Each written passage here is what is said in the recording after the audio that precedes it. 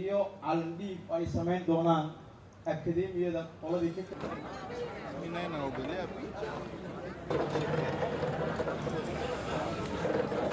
waxaa kaloo ayadana halkan maanta aan ku soo bandhignay howl ay gacan weyn naga siisay amisom qabanqaabadeeda iyo diyaarinteeda oo ah hees ku saabsan isdhexgalka booliiska ee bulshada waayo sida la wada ogsoon yahay booliiska Soomaaliyeed wuxuu u adeegaa waa shacabka ummadda Soomaaliyeed iyo inta la nool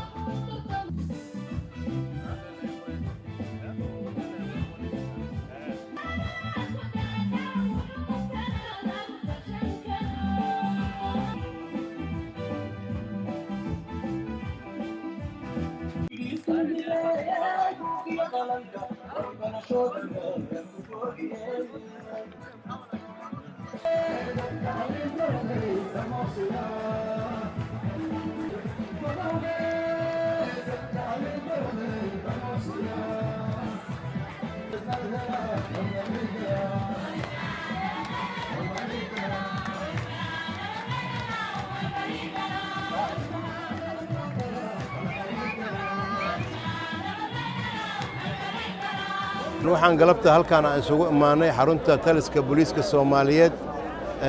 arinta koowaad oo ahayd in la dhaariyo leyli saraakiisha jaamiciyiinta ahaa ee 14kii madaxweynaha tababarka u soo xiray runtii sharaf weyn ayayna noo ahayd in booliiska Soomaaliyeed ay ku soo biiraan 19 jaamiciyiin oo muddo hal sano tababar qaatay waxaana goobjoog ka ah xafladan qiimaha badan ra'iisul wasaaraha dalka mudane Cumar Cabdirashiid Cali Sharmaarke